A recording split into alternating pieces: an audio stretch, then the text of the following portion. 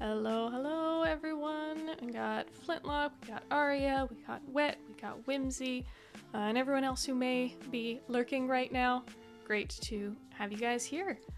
If you want to join the live conversation, there should be a request. A request should be open at the top of the stream. Hey, Sneegood, welcome to the party. So yeah, just hit the request button and be invited on into chat. But yeah, this week, great participation this week. We had 44 people clocking in who tried the seed, an exact 25% win rate. So if you were one of the 11 who pulled out a victory on this one, congratulations. If you lurking just wanted to tune in, I appreciate the lurk, Arya. Unfortunately, Wet and I were not one of the 11 this time, sadly, but fun run regardless. Suki, more like cutie. Good to see you, Brohan. Boom, roasted. Oh my gosh. How you doing, Whimsy? Do you have audio? Hello?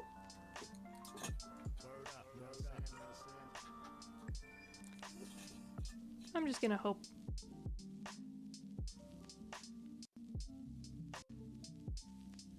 On my end, you don't appear muted.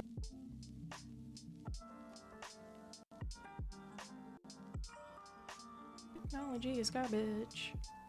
This week is the week. Fingers crossed. Oh, now you're there. Hello. Let's see. I can hear you now, Whimsy. But I assume you cannot hear me, considering you're not responding. Defect is the best character. Every single person will win. It's true. Confirmed. 100% win rate incoming.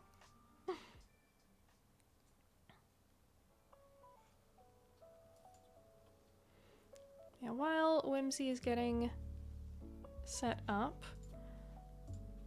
let me start sharing the run history doc. Oh, Joe Fang, thank you for the follow. Oh, shoot, what did I? Because that was last time when it wasn't working, I made the giant thing. Okay, we're good now. We're good now. But yeah, this is the sort of unsorted giant dump of... I don't think I can hear you. Can you still not hear me? Oh, wait, hold on. I think that part is on my end. How about now? Can you hear me now? Oh, there we go. hear you. Alright, well, there's another for wondering the frickin' audio settings counter, which is garbage, but there we go. Hi! Welcome. Hello. Congratulations on the win this week as well. From what I can remember, you had a pretty unique deck. I think you were only one of 2 people who went the grand finale route on this one. Wow, there was another one. Who was the other one? Finale. Dazed Lurker went finale, but did not get the win from it, unfortunately. Oh, so I was the only winning grand finale. True. It is indeed the recap. Okay, I see. Yeah, Yeah. it seems like, if I go to where's the...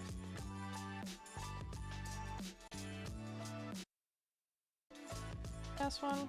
Other choices by floor.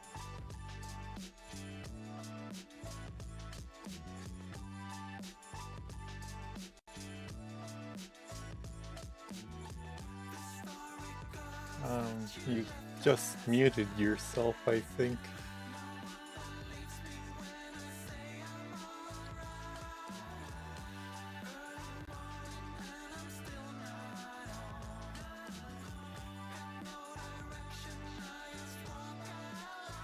Yeah.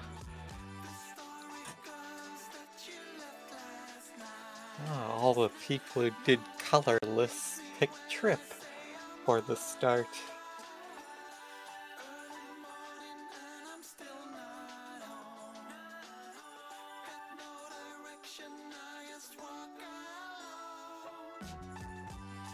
Uh,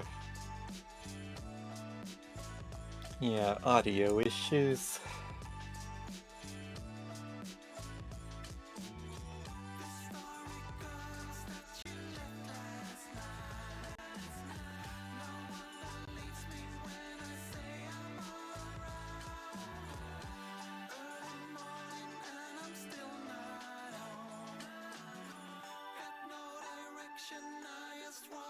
Yeah, things are audible now.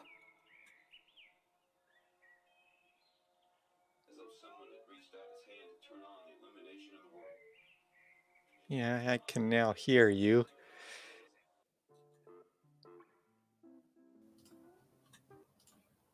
Okay, what about now? Now? Whimsy, can you try saying something? Yes, I can hear you. Okay, cool. So that works. We just won't have background music today, and I will figure out why the fuck that is garbage. I think that merits 2 ticks on the frickin' counter because, dear God, I hate this stuff so much.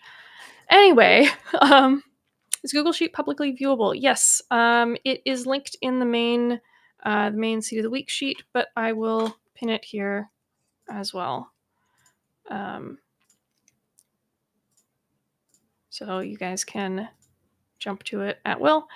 But yeah, the main thing I wanted to highlight with this one, not to like zoom in and see all the specific little choices because there are a lot of them, but grouped up by snipe, rare relic, and the trip because it wasn't a choose. It was random colorless, so of course everyone gets the trip.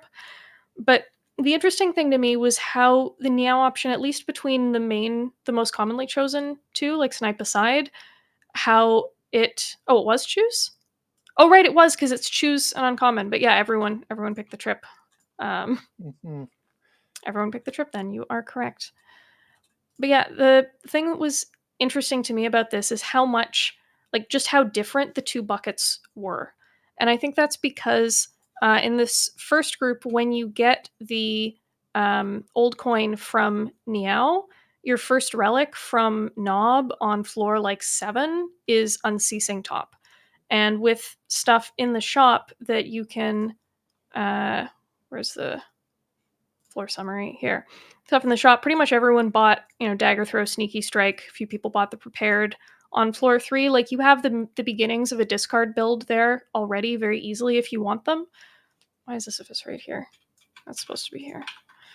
You have the beginnings of a discard build already. You have the top that you can lean into and just going like full tilt on that, versus the people who picked up the trip from Niao.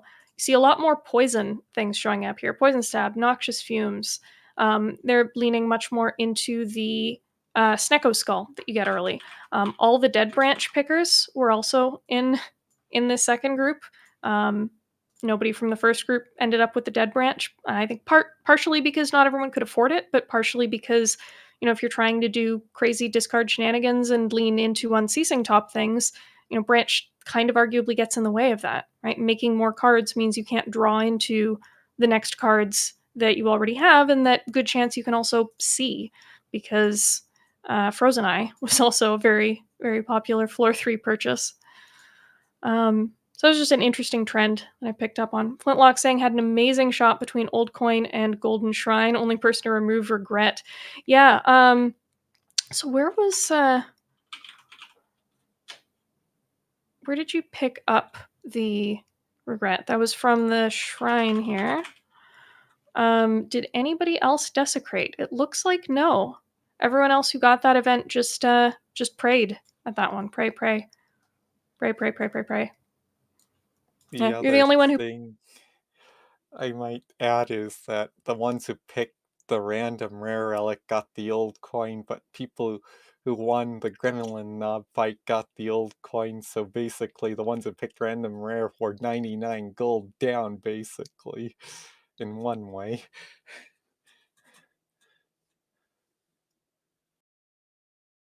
Uh-oh, it looks like you got muted again. Is it something on my side that's causing the muting? mine. It's for some reason, the microphone in my guest star thing just keeps changing away from the one that I selected to a different one randomly. I have Hmm, no idea why. very odd. Um, yep, technology is garbage. Whatever. More things to figure out later, I suppose, but for now, Mhm. um, I'm not sure how early I cut off there, but yeah, what I was saying is Flintlock, I think you're the only one who picked Desecrate. Literally everyone else who sent their run history who got that event, they all picked up the Prey option here of just the 50 gold. And that may be because you saw it way sooner than everyone else did, and you like had a shop coming up in the near term. Not everyone did, I guess. Um, yeah, I don't know if you want to speak to your logic for going for the 275 and regret at all, but yeah, going for the elite snipe, that makes sense. That makes sense. Yeah, because you were one of the few snipers. And yeah, if you're going for an elite snipe in general, regret doesn't have as much time to be a pain in the ass, I suppose. Um, yeah. What else do we have here? A breakdown of pick and win rates. Most people pick the rare relic to just varying degrees of success. Seems like colorless pickers were generally doing better.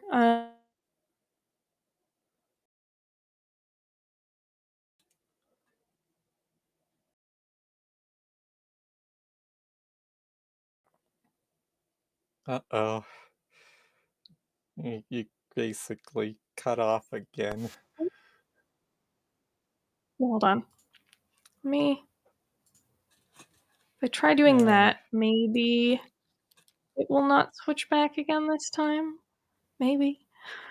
Oh. Um, Oh, but so yeah, I don't know. Flintlock TV was my other one who picked the the the Linnea's Lament 100% win Yeah, rate. Yay! 100%. Yeah, And funny, congratulations to you both. Liam. I am curious though of yeah, I am curious to your logic for going for the lament there, though, because when I looked at that map, I did out the quick math and was like, okay, there's a 30% or so chance that this snipe just completely fails. That that I get another hallway fight and I'm not able to snipe an elite on it, and it didn't super feel to me like the value of a failed snipe and the odds of a failed snipe um, were super exciting. Also, hi potato, welcome to the party. Hi. Um, but I mean, obviously, it worked out for you. Do you want to speak a bit, maybe, to what your logic was for making that choice? Well, yes, I saw like two combat fights, a shop, and two question marks into an elite. And yeah, I thought, how about I try and snipe it? I saw the random rare relic, but thought that the run would snake bite me with like me a turnip or something that I couldn't use right away. And also the shop, I wanted to save the money for the shop. I think, and Hmm. also saw the colorless start, but I know that um choosing the colorless start would randomize the card rewards compared to other seeds, and I felt like I wanted to just play the seed without the randomized card rewards of the colorless card to see what it was actually like. And then a boss swap, I thought that Neo's I mean, Lament was a lot safer. yeah, I mean, I just want to speak to that really quickly with the randomized cards. It doesn't completely randomize everything, right? It doesn't mean that your cards are going to be different than everybody else's cards.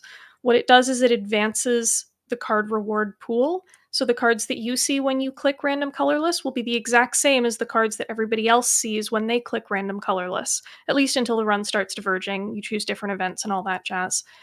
So it's not like it invalidates the seed or anything remotely like that. Just to, I don't want anyone to feel discouraged Yeah. from picking I those kinds thought of card the reward options. weren't the Don't worry on about the first seed, weren't the when you took the rare, random rare, I didn't think that it changed like the first floor card offerings.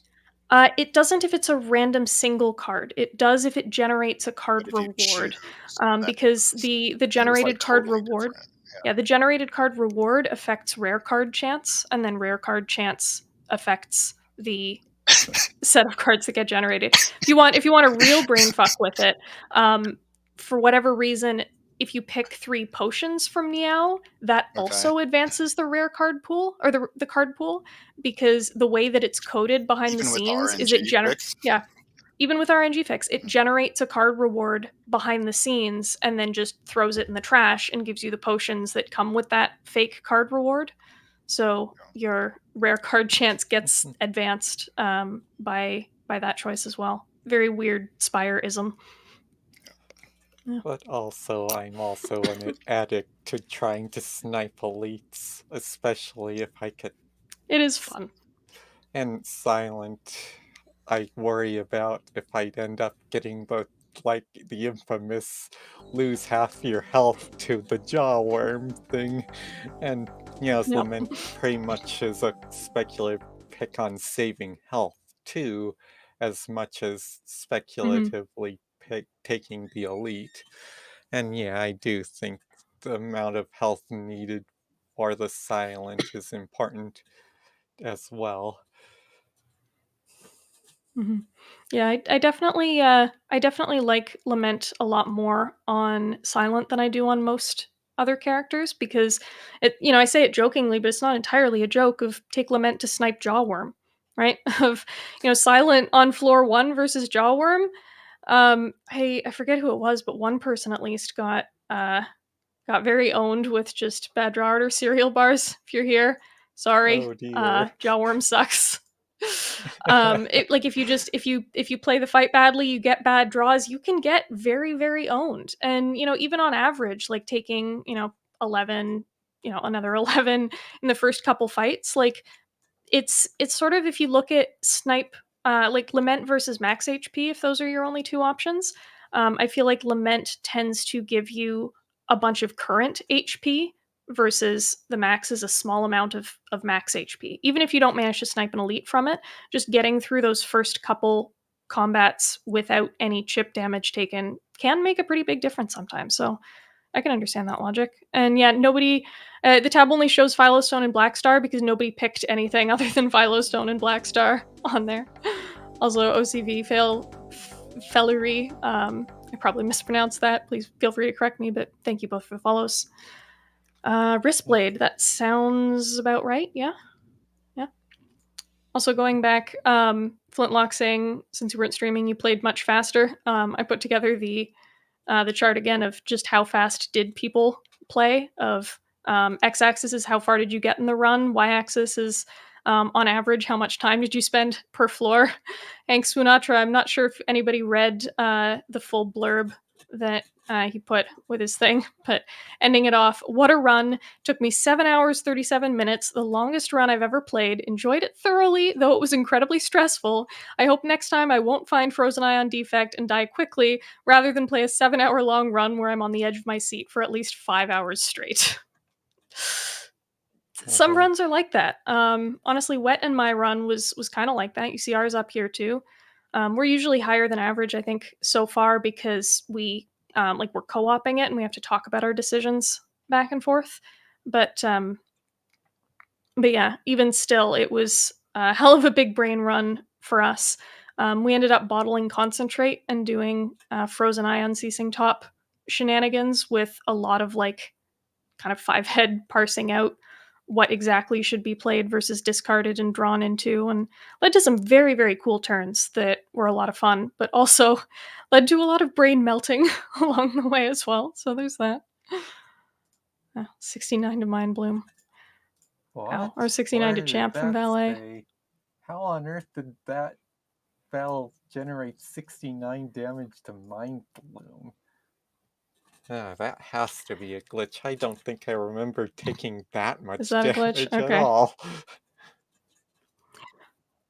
I am very willing to admit that there are glitches on on this sheet and how it got parsed out. I can take another look after stream, and I'll post in Discord if a fresh import says different numbers. But yeah, at least the early floors should be correct, if nothing else. I don't know. Yeah. Mistake was taking Ritual Dagger on Concentrate Unceasing Top. It does make it trickier. We took the dagger as well in our run, which was also Concentrate Unceasing Top shenanigans, but I think it did play. It just, you have to be a lot more careful with Frozen Eye planning ahead to make sure that you're able to discard it when you don't want to play it in order to keep the turn going, and sort of intentionally ending turns before using up all your energy sometimes, or holding on to, something like a dagger throw or whatever to draw into it and then immediately discard it and keep going. Played, but you think it was the reason you lost a champ? It's possible. It's very possible. Semicolon saying mistake taking the finisher. Yeah, finisher is a card I really want to like more than I do. I don't know about the rest of you guys, but I feel like it can be hard to line up sometimes and get that big like Blade Dance finisher turn off, especially with Unceasing Top stuff. Ended your turn instead of playing it one time. Yeah. I mean, that could also be a knowing when to greet it, right? Of you don't necessarily have to get a Ritual Dagger proc in every single fight. One thing about Sorry, finisher, Whimsy, you were saying? One thing about finisher is it's stronger when you have retain, like a runic pyramid or a Royal Aid plans upgrade, and then finisher becomes a lot better. Yeah, much more consistent to set up at that point. Yeah, and So for enemies that need like burst damage, I guess. Like awaken one, or I don't know, Time Eater or something like that. I mean, Shivs and Time Eater, yeah, you need something. Everybody's favorite combo, but finisher or choke or something will help you get through that fight. But, yeah. Fair enough. I mean, that's actually an interesting point. It's not directly related, but it made me think just in general late game scaling, right? Of having something. The file should be pinned at the top of chat, or it's linked in the main Seed of the Week spreadsheet under the like run summaries and such. But yeah, just the idea of late game scaling. When you get to the Act 3 boss gauntlet and beyond, something like basic shivs aren't necessarily enough anymore. You need extra things like, finisher, choke, whatever, to help amplify the effect that they can have. And just in general doing random things like that. I feel like that's what our deck was missing for Wet and I. We didn't pay enough attention to scaling, and in Act 3, we weren't really offered a hell of a lot, but we did pass up on a bouncing flask in a late Act 2 shop, and that I think is probably the most important pivot point of our run, is buying that bouncing flask, even though it wasn't what the deck was immediately doing. We had the Snecko Skull already, and just having some amount of poison would have let us, pick up a couple other poison sources. There was a catalyst offered at some point in Act 3, and being able to sort of round that out and have a foot in both pots of Unceasing Top shenanigans, plus, rounding out that scaling for the bigger, longer boss fights.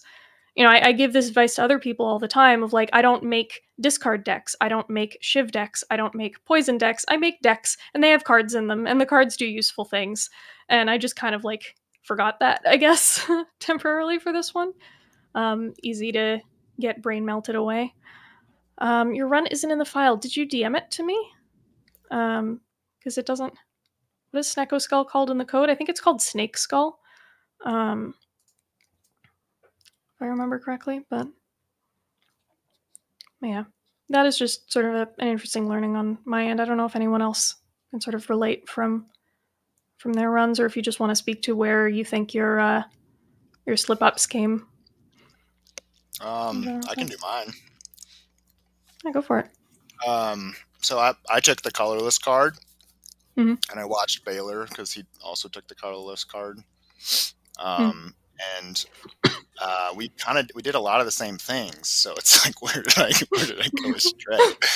And I think the biggest thing was I didn't I didn't end up with Dead Branch. Mood And semicolon. the main reason I didn't end up with Dead Branch was because I bought Tori in the first act, and he did not. He saved a bunch of gold. So maybe Tori's not that good. I don't know. That's what I was. But also, I guess there's like, when do you save gold? I guess is like kind of the thing I was thinking about. Yeah. $1 million question. Shops are always so tough. Like there's so many options there. And saving is also a tacit option. I think it's sort of what I was just saying with the picking up the bouncing flask for ours is knowing when you need immediate term value versus long term value and how much those actually give you. Like Tori is fantastic in the heart on multi-hit turns, Right. but like in the near term, it does do useful things. You know, it'll save you a bunch of chip damage fights here and there if you block to the right thresholds and such. But you know, it is rare relic price for I think it's too save expensive. chip damage, but you know, not a crazy immediate effect. It was also, I was thinking, I've most of my time I haven't gone for the heart, so I'm trying to. So I was like, oh, we're going for the heart. I gotta get this story. Fair. And then I thought with Guardian too that I was like, well, this just wins the Guardian fight. Like, and I was crushing Act 1. It was very bizarre because I crushed Act 1. Like when we looked to the future, and then I just got smoked in Act 2. Well, I made it through, but I mean, I didn't like gain enough strength, and then just like fizzled out in Act 3 basically. So I don't know. That was the biggest thing because I think for him the Dead Branch became like Dead Branch will often become a focus, you know. So. What's the freaking split?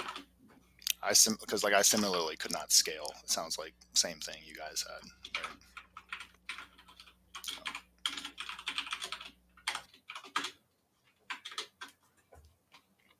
Right? All right. So there's deck size in there, Flintlock, and relics would actually just be that same dealio. How do Spire streamers all have nice voices? Comes with the territory.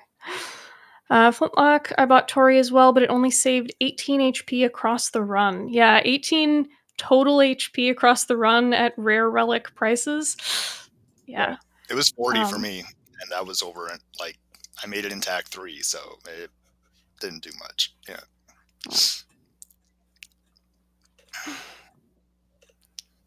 Light saying biggest mistake was not. Oh, sorry. Go ahead, Whimsy. I think on the shop with the Dead Branch, I just decided just pick remove and make a potion. I don't remember, but just felt this wasn't a Dead Branch deck and didn't pick it. Fair. I mean, yeah, if you're doing Grand Finale Infinite things by then, you kind of don't want other stuff to muck it up. And yeah, Tori can be pretty crazy immediately. You have to kind of lean into it a bit, I find, of like really being intentional about calculating your block numbers and saying, okay, if I, save on playing this one defend, I'll take 4 and that 4 goes down to 1 and then I can afford to play this extra strike, where it can otherwise be easy to just sort of go on autopilot and like, I can full block this turn, I may as well. I'm only giving up a strike. It's like 6 damage, who cares? But, 6 for 1 kind of thing, like little things like that add up. Yeah. Light saying biggest mistake was not taking Tactician. I think I took Acro and was energy starved all the time. It's interesting that you say that because a conversation that we had with Zeknar at the end of Wet in My run was about this first floor choice, the Whale versus Acro, which of course was different for people who took the trip, but for everyone else, it was Whale versus Acro on floor 1. And most people took the whale. We took the whale. But in hindsight, with Zeknar's advice, I think the acro is actually correct there. The reason being that you have a shop coming up immediately and, a bunch of floors ahead. In that case, acro is actually a damage card in a sense because it opens up things like Sneaky Strike. It opens up Eviscerate. It opens up like alternate discard synergies that might otherwise be too difficult to greed. And with the crap ton of gold in hand and shop coming up, you can probably find some of that. Yeah, Slice as well. Just zero cost, low cost attacks to draw into and then spam. And so it's like, in a general sense, if you're taking a floor 1 acro and then just running headfirst into a whole bunch of hallways, it might not do quite as much for you in the near term, where you're just sort of drawing into more basic cards, and then it's like, okay, you may as well just play those basic cards anyway. But the shop gives you options, and the options mean you're much more likely than usual to find something that can make the best use of that acro immediately. And, in hindsight, of course, we did. There was Sneaky Strike, there was Dagger Throw, there was Frozen Eye, and at that point, it's like, okay, you kind of won the run. From his point of view, at least. The rest of us, mere mortals, still have our work cut out for us, but it is a much stronger Act 1 at the very least. Yeah, Flintlock saying, find it hard to take floor 1 acro for that exact reason. And yeah, he definitely didn't say it's the correct move on all maps. But on this map specifically, when you have the early shop coming up with, a fat load of cash, and there's also a conservative path available to dodge elites if, even despite that, things go really badly for you. So I've seen Jorbs do it too. He just snap picks acro floor 1. Yeah. Yeah. Yeah, the shop does change things. Yeah. And if we look at Zek's run here, he goes acro into Slice, into, the trifecta, Frozen Eye, Dagger Throw, Sneaky Strike, into Evis, and then it's just, okay, who cares? I have the pieces. I'm going to upgrade my acro so that I draw back into the damage more often. I draw back into my Evis, I draw back into my Sneaky Strike. You don't necessarily need to upgrade the damage card if you upgrade the thing that makes the damage card a lot more consistent. And then it's just, I don't need to add other things. I don't need this Masterful Stab. I don't need, I don't know exactly what he was being offered here, but just give me the basics. I'll take another Prepared because that's more cycling, so on and so forth. He's like, I don't need that calculated gamble. He probably wasn't offered it. He probably took a different path than the people, because these people got Deadly Poison and Nightmare. I could write some code to pull up what he skipped it over, but that's too much effort for right now. Light saying got hard punished for not buying Dagger Throw, being almost killed by Nob and Laga, living on 3 HP each. Yeah, Dagger Throw is huge here, I think. Dagger Throw is such a good enabler. It's, a bit of damage, and it's just the consistency of it is insane. If you're trying to lean on something like a Sneaky Strike for damage, or an Eviscerate for damage, anything that makes that a little bit more consistent, yeah. I saw Flintlock never even saw the Dagger Throw, and they're the one thing you were spoiled on. I guess if you take a different path, yeah. All this data is extracted from the run files, yes. And the run files are available publicly if you guys want to do any of your own analysis on them. They are linked in the main sheet. The first time I played Acro, I just spent a third of my turn to play a Strike and Defend. Yeah. If you don't have the synergies or enablers around it, yeah. Yeah, I saw Zeknar's screenshot of his winning run, and he pointed out that the unceasing top that he used average 5 times per combat, so he leaned on that when he built the deck very much. Yeah. Hey, what is the for the colorless pickers? What's the consensus on the floor 1?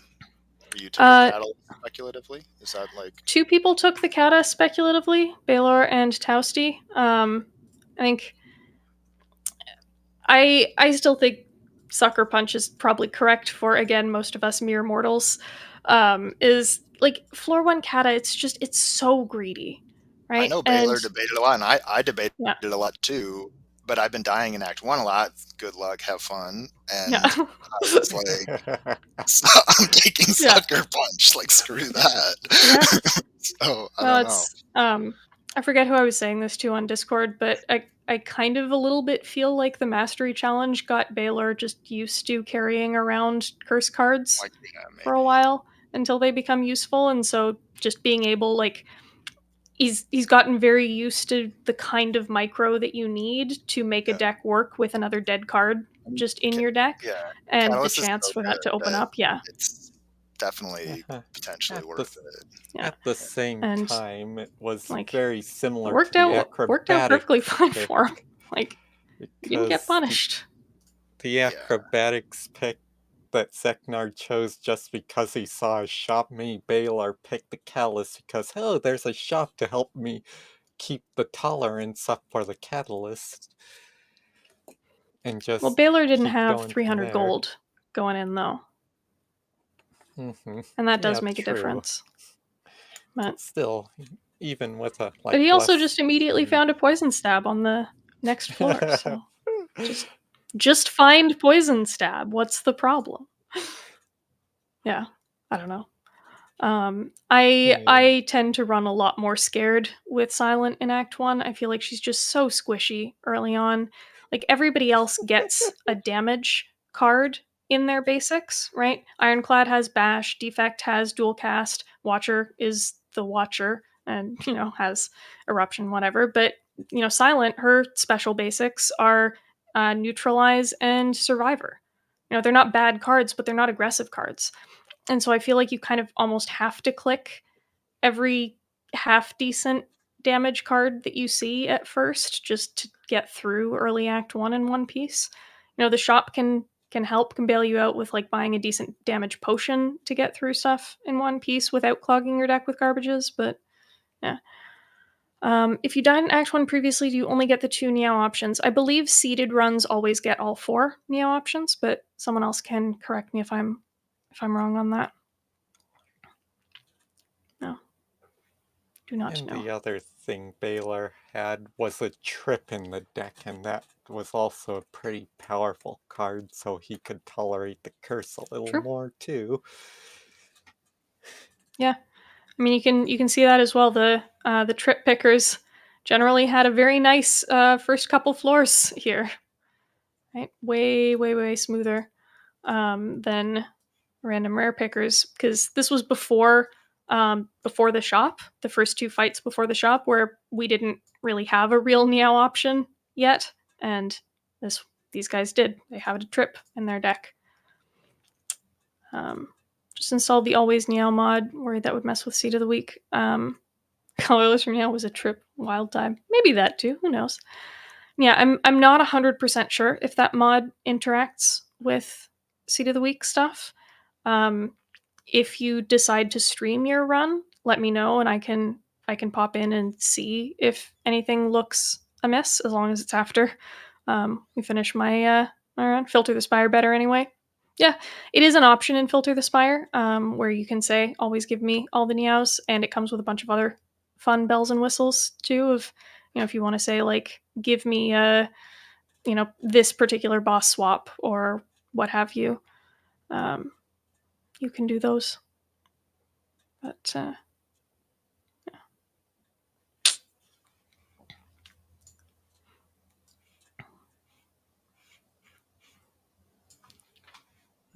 um, yeah, I don't know if anyone else had, like, specific learnings that you wanted to highlight from this one. I think my big 2 takeaways from this run are, number one, the fine scaling thing that I mentioned before, of buying that bouncing flask. Of it's kind of easy to say, of like, oh, I've got an entire act and a bit left, I'll find something. But Spire is not always cooperative. Play to the low roll. If you see something that will help and you think you're in a good enough place to carry it along, even if it isn't exactly what your deck is doing right now, grab it. And number 2, the conditionally floor 1 acro can be a very strong pick in Act 1. Seed of the Week is RNG fix enforced, yes, Bun. if you do not have RNG fix, you will get a different seed or a different set of choices than everyone else. So, The yes, bouncing blast makes you flexible Was also. I the only one who true. picked Black Star? Yep, you sure were. You sure were the Whoa. only Black Star picker there. So, ballsy. I Congratulations. Paid kind of off, I was. suppose. Uh, Yeah, the Black Star. I looked at how my deck was and thought that, hey, I feel like I might have the skill to keep pulling off grand finales even afterwards, so I don't need that much energy, so let's Black Star! And, yeah. I mean, hey, it worked out. Can't argue with results. Yeah, I Mhm. think most, if not all, of the cursed key pickers had the dead branch by then. His pyramid is pyramid. It's just the pyramid. Flintlock saying, I played to type deck on the smaller size. Don't take enough damage and then wonder why I almost die in Act 3. I'm not parsing that completely. Played to type deck. Is it like keeping your deck on the smaller size and sort of the false sense of security that can come from not taking enough damage in Act 2 and saying my deck is great, it's probably fine for Act 3, because that's definitely relatable. I've certainly done that my fair share of times. Playing to type is an idiom. Huh, not one I'm familiar with. Oh, so you're playing so deck on the smaller size, you are playing to that type. I guess is how you parse that out. I think I Yeah, saw Baylor relatable. once say that when deciding to pick or skip, you have to pick if whether your card is better than the average card in your deck, Mhm. rather than picking on whether it just to pick it up into your deck because it's better than your Mhm. weakest card. It should be better than the average card, not the weakest card, so to speak. Yep. Yeah, because otherwise you're just drawing into that instead of drawing into something else that you might need. Um, a light saying tried to make a small discard infinite, but just not enough removes, not enough energy. Yeah, that's them's the breaks sometimes. Is it's tough, I find, to navigate like the right balance between planning ahead for what you want the deck to become versus focusing on the short term and what your deck actually is and what options you're actually just being offered. Because, yeah, sometimes Spire is uncooperative and you need to figure something else out.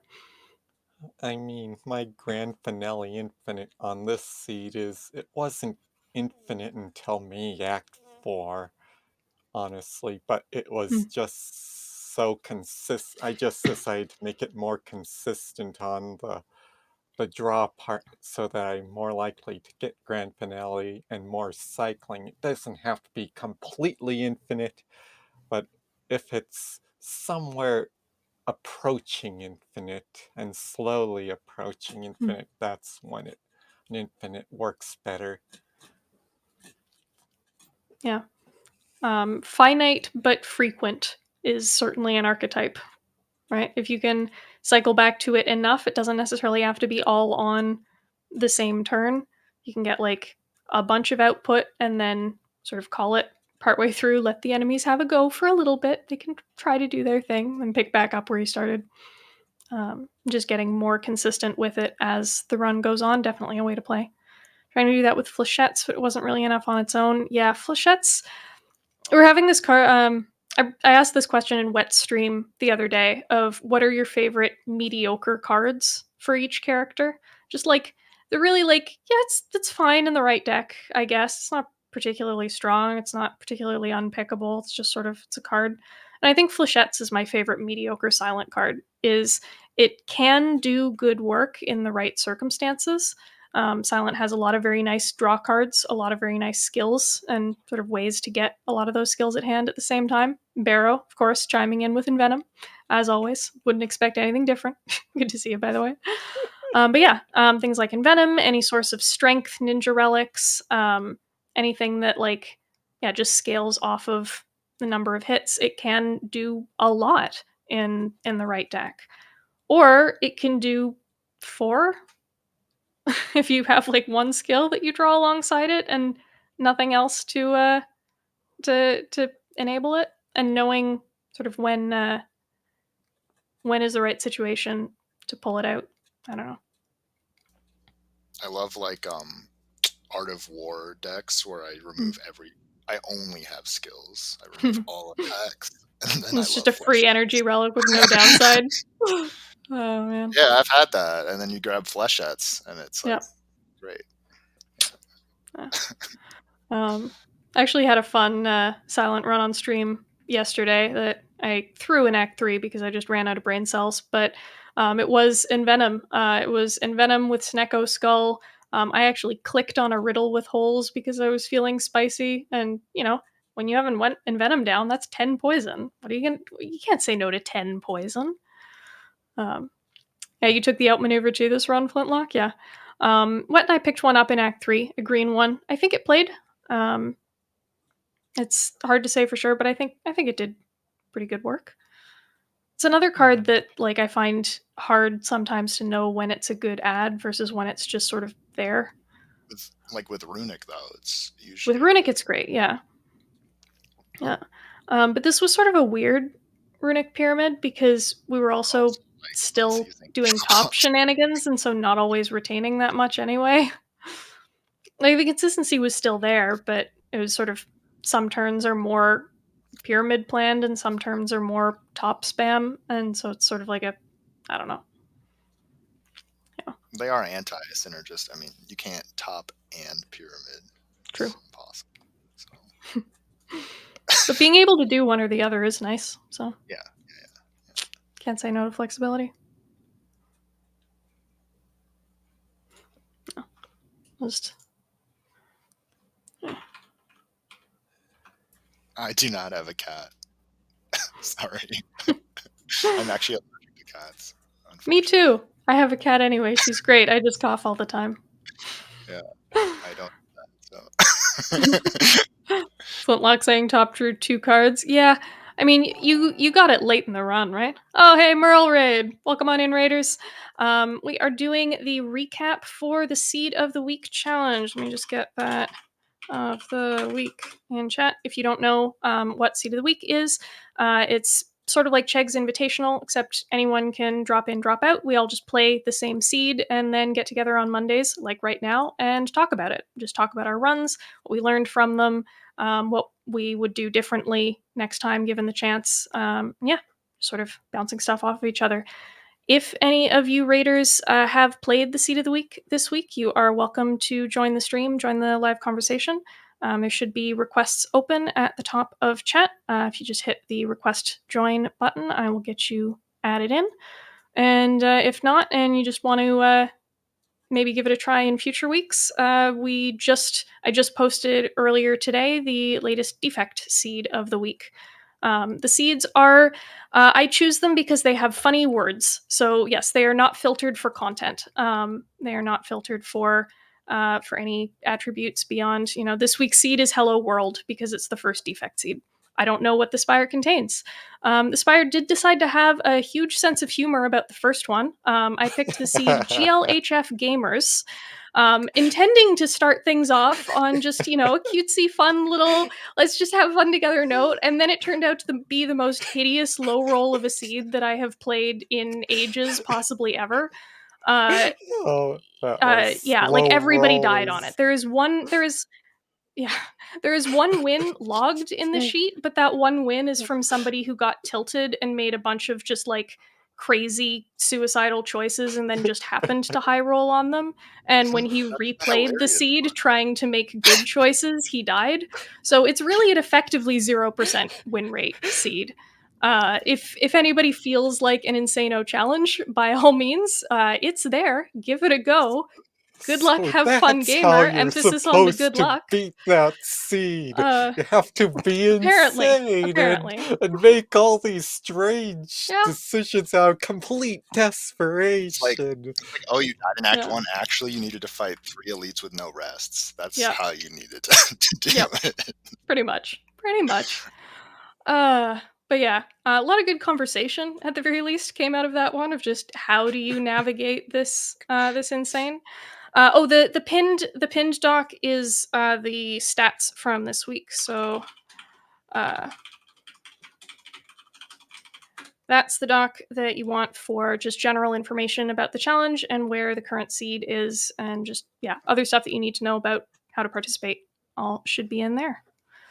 I will also plug my Discord. I have reaction roles, like opt-in reaction roles in the Discord to get ping notifications whenever a new seed goes live for the characters of your choice.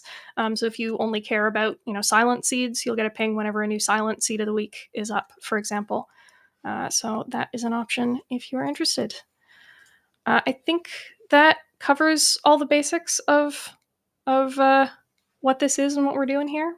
So if anyone has other questions, by all means, feel free to ask. Otherwise, we should probably get back to the actual discussion. Let me just quickly make sure. Okay, nobody else has requested. The watcher poll was pretty heavily in favor of no watcher. If error index not is blank. Yeah, I do janky formulas. Don't judge. It works. Shh. But yeah, the watcher poll was, I think, only 5 people said they would like to play watcher, and like 15 or 20 people said I actively would not like to play watcher. And a bunch of people met in the middle, but yeah, I'm gonna leave it as just RGB rotating for now. At the very least, maybe we'll throw in like an occasional watcher seed or watcher week, or maybe like a bonus seed or something. But yeah, that is the results so far.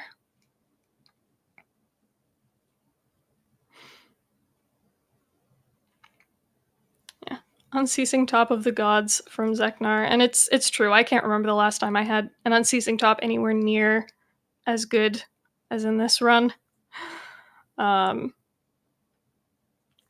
Pyramid Frozen Eye. Yep, it's a combo. Sure is a combo. So I'd like to win one occasionally, a good reason to want Watcher runs. I mean, you're welcome to play Watcher runs yourself occasionally. They just don't have to be Seed of the Week runs. I can imagine that Yeah. if we did a watcher run, it would be like how many of these players won via the classic stance semi-infinite small deck. And yet, sorry. Yeah, to Gravy, your point, that's how I interpret it and intended it as well, of it's cool either way. I was just shortcutting it with a 3-letter word for simplicity. But yeah, it's if like most people are either actively no or don't have a preference, and only a couple people are in the I would actively prefer yes camp, then yeah, I'm just going to leave it as is, RGB rotating.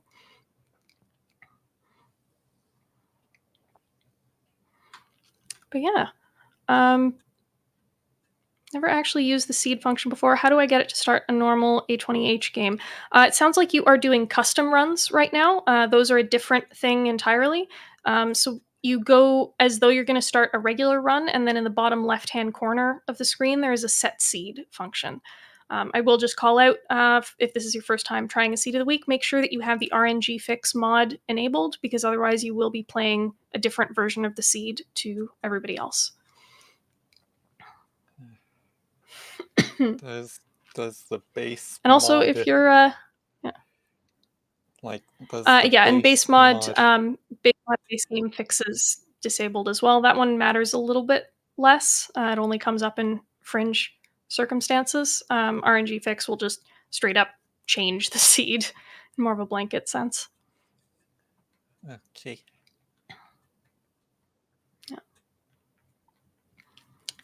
Yeah. Does anybody have other like aspects of their runs that you want to call out of like interesting choices or pivot points, things that seemed interesting?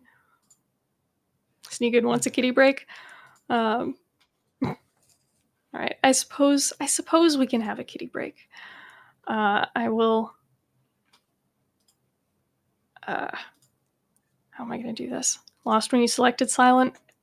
Fair, as did most of us. Okay. I have an interesting choice to call it. Fucked up and played the run with defect. Yeah, Sea of the Week runs are specific character, week by week only. They are rotating characters, so one week it's Ironclad, next week it's Silent, next week it's Defect, and so on and so forth. So do make sure that you're playing it on the right character going forward. All right. I noticed that in some of the comments in the run, mm, submitting is some said that there was a kind of a lack of weak cards in this run. Like one skipped 2 sucker punches and didn't find any other weak in the game.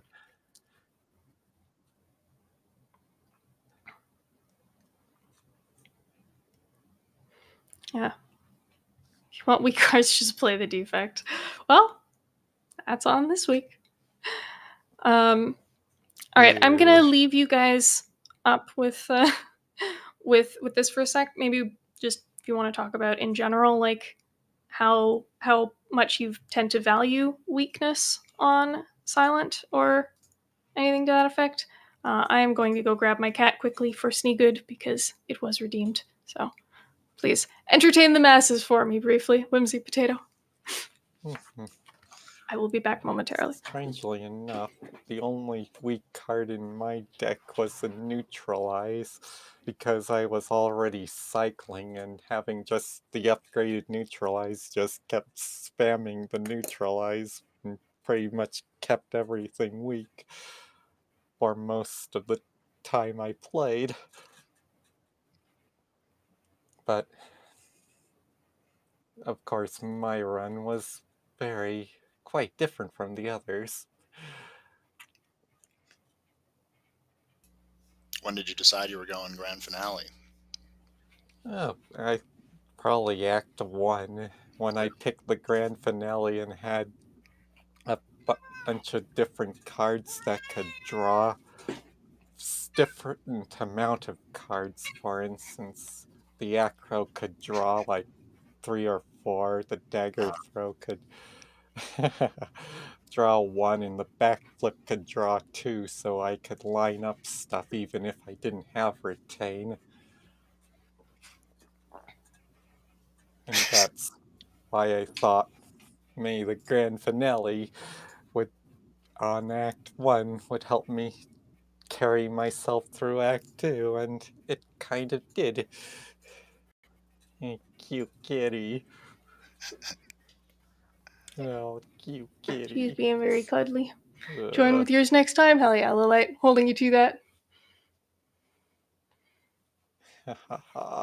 She's doing the thing again where she climbs up as far as she can, puts one paw on either side of my neck to do a hug. I'm assuming you guys cannot hear, but she is purring like crazy right now, too. He's a little snuggle butt. Yep. I once had a cat, the most mellowest cat ever. And I know, yeah. Hell yeah, Merle. Cats are good and important. I'm glad you will be getting your fix. Good to see you. Good to see you, Kit. Welcome to Kitty Break. Kit. E-break. Are any high level Spire players dog people? I don't actually know of any. Oh, we're knocking the headphones off again. Thanks. Shopkeeper wants to know. It's true. Sure, he does. Cat, stop just tucking your face under my chin. Look at your adoring fans. People redeemed channel points for this. Zeknar has a cat? How come I have never seen pictures of Zeknar's cat? This feels important. Cats are so cute. She's a good baby. Kuro's, yeah. Discord name is Cat Enjoyer. Flintlock would be a dog person if you were allowed pets. Ah, it's a shame. One currently sitting on your leg. Cute. One dog or one cat? Either way. Vietnam doesn't have camera technology yet? That makes sense. That makes sense. Completely understandable. Cat. Oh, all Still to not. learn that we're all cat people. No. This one is a very noisy one. Not right now. She's being snuggly right now. But I call her my yelly bean because she yells a lot. Just constantly for every little thing.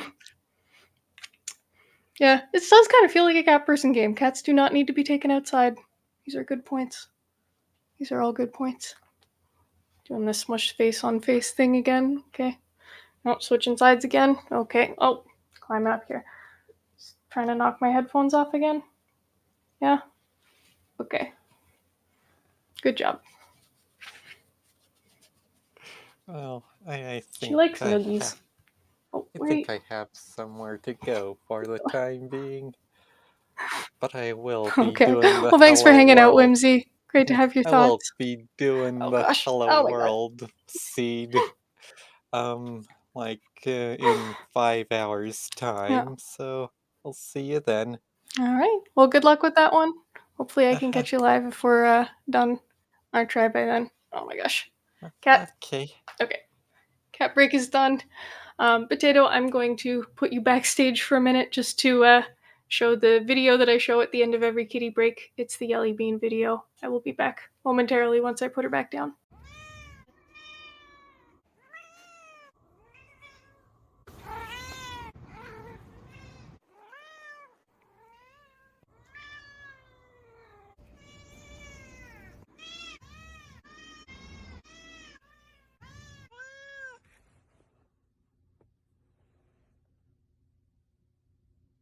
Are you done?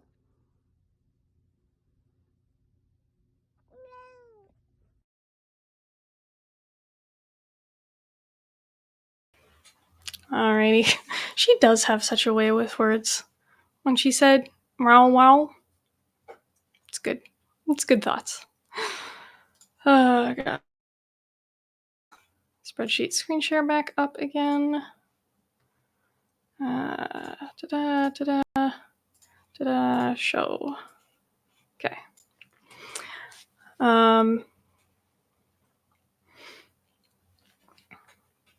Yeah.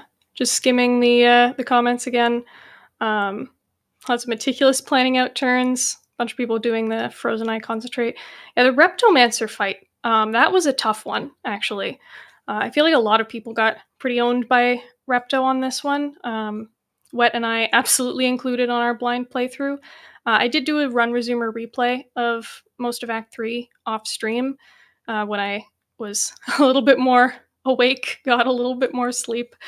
Um, we sort of pushed through on Tuesday last week just to get the seed over with, so we didn't have to keep dodging spoilers and through a little bit, but even on a better replay, still died to the boss gauntlet, so not too much lost. But yeah, on our first play, we had to glug a ghost pot versus Repto just to get through in one piece. I don't know how did the rest of you guys managed the Repto fight. If you got that far, if it was smooth sailing, if it was Say, assuming hard people. fought, if it was sorry. No, you're assuming people made it that far. I mean, some people did at least. I didn't. So You died to Repto or giant head. before then? Giant head.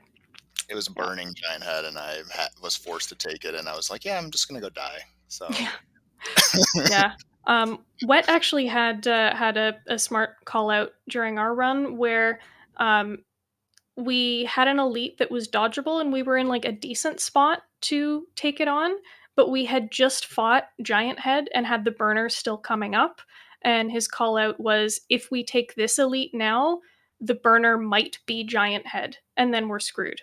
So even though we can take this one right now, we could fight either, Repto or Nemesis, and it would probably be fine.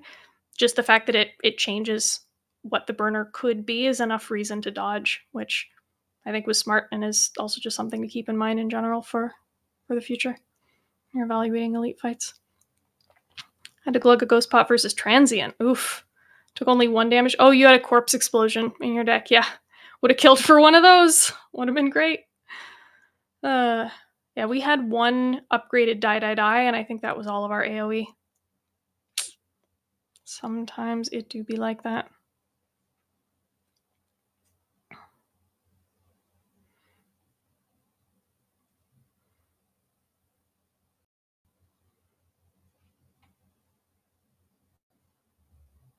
Yeah, Donudecco's tough. I mean, also saying, when I was saying before we should have bought the bouncing flask, this is a good point of, even with, a couple poison cards and a catalyst, Donudecca, 3 artifact each is rough. I feel like they end up being underestimated sometimes as bosses, because some decks, they're pretty trivial, but it could have gone pretty badly, actually, even if we had a bit more poison sources when we did the double dipping that, who was this, Genty tried. I think I they're don't know. pretty tough. Yeah. Yeah. Like a lot Certainly of the can other be. ones, you can, I don't know, time meter, if you can just do a ton of damage to one enemy, like with Catalyst or something Yeah. like that, I don't know. Yeah. And you can kind of like stall them until you can burst down the. True. Yeah. Donudecca, not particularly stallable enemies by far. Yeah. No. Bouncing Flask would definitely not have worked. No. Well, It's interesting. I think back on the card rewards we were offered in Act 3, and I'm honestly not sure what we could or should have done differently there to better prepare for Donudecca. Because like that flask pickup is the only like obvious late game scaling thing that I can think of. The cards that we saw in Act 3 were just bad. Like I think we picked up like a backflip and maybe one other. Yeah, what did we? Where's our not dork? Yeah, we got a backflip. Yeah, singing bowl. Oh, we got. No, this was Act 2 because we wouldn't have gotten the plans before. So there's pyramids. We got an acro. Oh, after image was Act 3? Okay, never mind. I'm misremembering. I'm mixing up with another run. We got acro, we got after image, we got outmaneuver, we got terror, got malaise and a footwork. Like, it's all half decent scaling stuff. Just wasn't enough by far. Maybe with better micro, who knows? Frozen Eye can cover a multitude of deck building sins if you lean into it properly enough. what was your guys' scaling? I don't remember. We didn't super have it, honestly. Like terror, footwork. It was all last minute stuff like that, and not enough of it. On the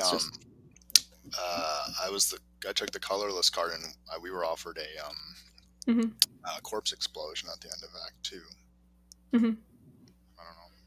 Yeah, we didn't see that one. So yeah, just different card rewards.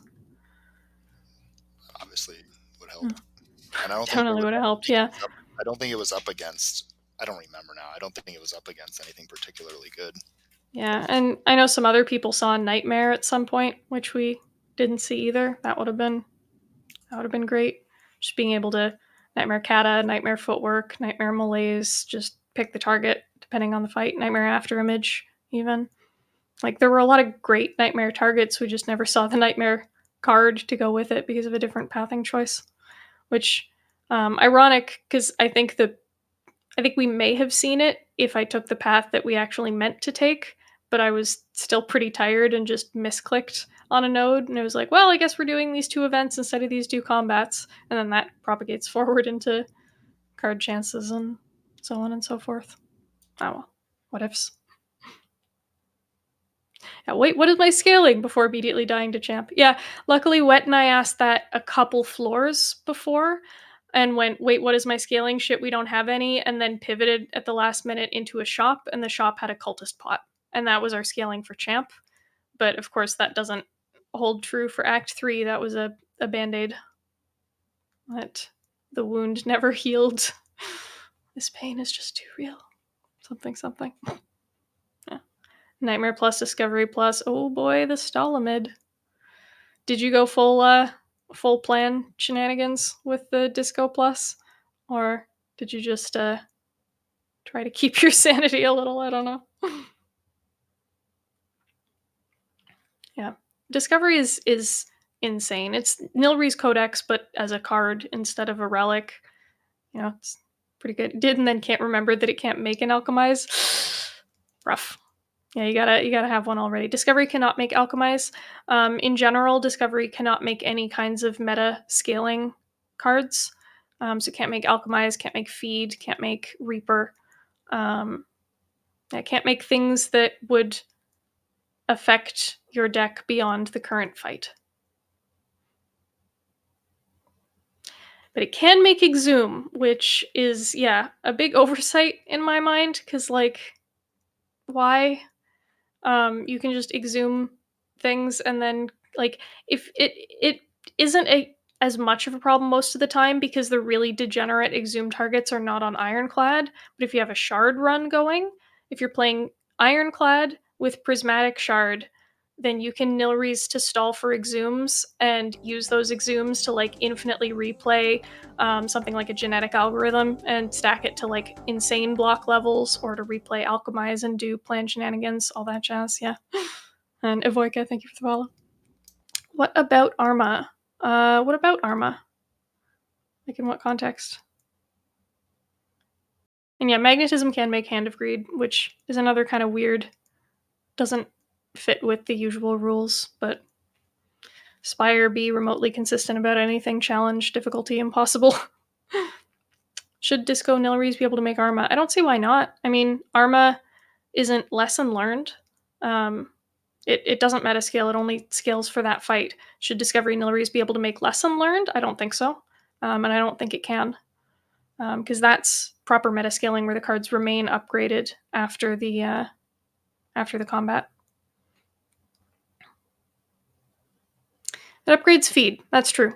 But I think that's in the edge case of, like, if you already have the feed, then it can be better. And yeah, there's tons of things like that. Dual wield Nightmare, Toolbox can make Apotheosis, right? Like, yeah.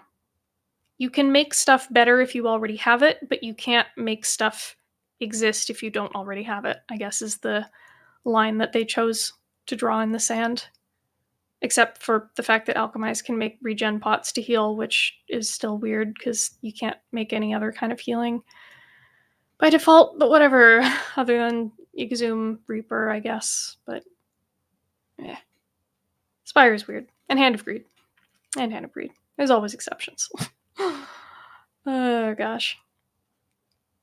Can Alchemaze make Blood Pot on Clad? Yes. If you are playing a Clad run with Prismatic Shard and get an Alchemize, then it can make Blood Potion. I mean, it's the same logic for Alchemize can make Regen Potion on any character. Not really a departure there. Would almost feel weirder if they banned that, but not Regen Pots.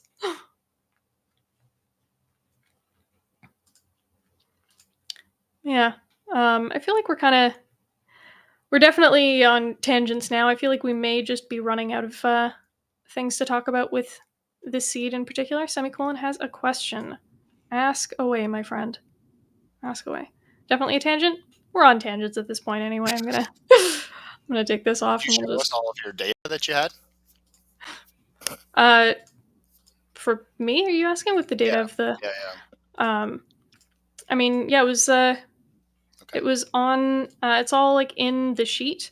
Yeah. I mean, technically, all the data is the raw run files themselves. But if just the basic summary of the runs. We've got who played it, did they win, where they die, floor, and the basic info you'd see on the run history screen of what were their cards, what were their relics.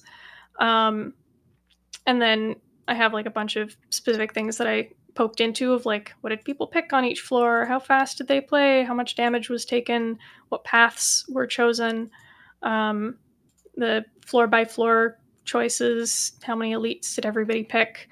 If you guys have ideas on other aggregate stats that would be interesting to see, there's a decent chance that it is in the run history files somewhere, and I am more than happy to write scripts to pull that out wherever I can. I like data analysis and sort of checking through this stuff. Yeah, the seed kind of had too much variance between players to get all that much out of chatting about it. Yeah, I mean, as I started things off, I feel like it generally grouped into like people who did the rare relic tended to do similar, discard spam things. People who took the trip tended to do similar poison and possibly dead branch things. Aggregate stats, how many time aggregate was taken. This run, 0, because it is not a defect run and nobody bought Prismatic Shard. But yeah, that is interesting, of just like card stats, like card pick stats in general. How many people added this card to their deck, that card to their deck, blah, blah, blah. I will add that to my card pick stats to my, find that for next week.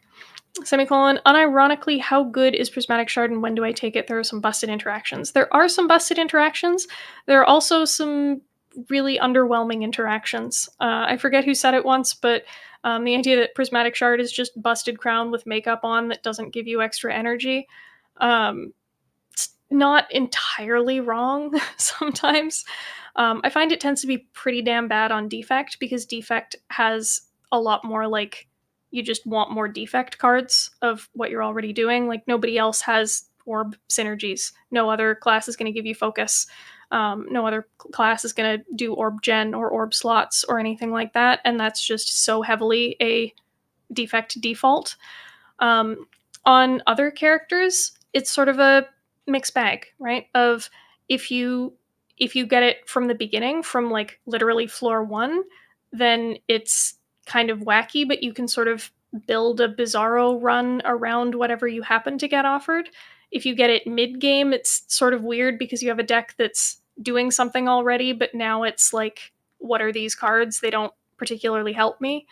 So I tend to like it either when it's super early in a run and I'm just like, fuck it, let's have fun. Let's do something weird and see what happens. Or when it's relatively late in a run and I'm like, this deck is already in a good spot. I don't necessarily need to rely on finding X card, Y card, Z card in order to clinch the run. It's just sort of cherry on top. Can I find something fun to add on to what I'm already doing? Or, of course, there's always if you're playing anybody other than Defect and you have extra money in the Act 4 shop, buying a Prismatic Shard gives you 1 orb slot. And in the Shield and Spear fight, Shield has a 50% chance to debuff your focus as long as you have at least 1 orb slot. So even if you do literally nothing with it, it's a 50% chance that you won't get strength debuffed. And if you've got spare gold, sometimes it's worth it for that alone. But yeah, it's like funny shenanigans, but it's not something that you can really plan around or be consistent about. So I guess that's the short answer, is when you don't need your run to be consistent anymore for whatever reason. Do you think it's good for like Shiv decks if you're missing scaling, something like that? If I'm like Dark Embrace or Inflame, Dark Embrace, Feel No Pain, or super busted, yeah. Yeah, I don't know. Yeah, only if you're desperate. I think if you're not desperate, it's too risky. But like if you're like, I need something, I don't know. I mean, like, here's the thing. Busted synergies exist. I wrote an entire parody song about them. You can exclamation mark shard in chat if you haven't seen it. But yeah, to Flintlock's point, you are so unlikely to see that one card that you need. Yeah. Right? If you find Feel No Pain, that's crazy busted. But how likely are you to find it? You now have card pools from like all 5 card pools. Right? You're not even guaranteed to see clad cards at all, let alone that specific clad card. Right? Like buying shards specifically for hunting for a synergy out of desperation, I feel like that's just way too much desperation. I think you're more likely to find a Hail Mary within your own character's class much more often. Accuracy, I guess. Yeah, exactly. I Exactly. basically never take it, so I don't know. Yeah. No, it's fun. It can be fun if you enjoy those kinds of runs. Are they particularly good if you're chasing win rate? I don't think so usually. It's yeah, it's either I want to do a fun run, it's early enough in the run that I can just sort of YOLO and see what happens, or it's win more of you're already relatively secure in your deck's position and you just want to kind of do funny stuff and see if you can find any of the broken things to round it out. Yeah, you can't only get it by spending gold. It's true. It's true. I Would it be think good if someone it was asked 0 cost? earlier Would that make it good? if it was free. Honestly, I don't think I would Or would it be actually bad? take it meaningfully more often if it was free. Yeah, for Because fun. when I pick it, it's like because I want to do funny stuff. I guess I would pick it slightly more often when it's like I would buy shard, but I don't have enough gold, or I want to buy something else in the shop a little bit more. But like meaningfully more often, I don't know. I don't think so. Also, I'm just scrolling back on chat. I realize I missed a question from Lilite earlier asking, will you be streaming runs after this? Not immediately after this. I am going to raid out to someone, take a break for dinner, but Wet and I will be back on after dinner, maybe in like an hour and a half, 2 hours or so, to attempt Hello World Seed together as our co-stream. So yeah, taking a break for dinner, but we will be back. Listening to Shard song, double ASUKIIWHYYY. Oh man. Yeah. See ya, Yeah, I Suki. think. Sorry? Good luck. Good luck Thank with you, your run. thank you. Yeah, I think that's probably a good spot to end it, unless anybody else has other last minute thoughts, questions, etc. about the Silent Seed. Once again, the data is all there if you want to poke away at it. The raw run files are there as well if you want to try your own stats with them. Definitely was a kinder seed than the first one. Extraordinarily low bar, but I mean, yeah, early Frozen Eye you can't really say is a mean seed unless you think that thinking is mean. Yeah. Let me see who is online.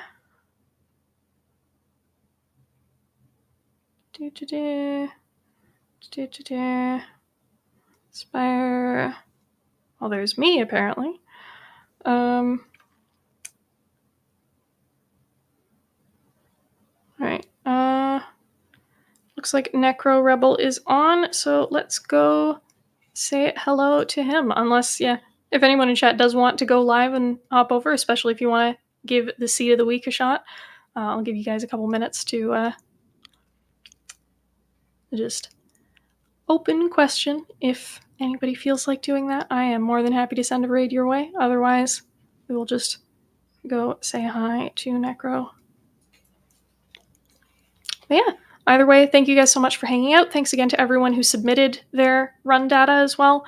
I am a data nerd. I like chugging through this stuff and pulling out trends and all that jazz. It's super cool to see how much participation there's already been in Seed of the Week, and I'm super excited to see how much more we get this week with the defect. Thank you, Lilite. I enjoy putting too much effort into my Spire parodies. It's good stuff. All right, and thanks, Potato, for hopping in and chatting with me. Yeah, thank I you. will hopefully see you next time. All right. Let's do we go back there? We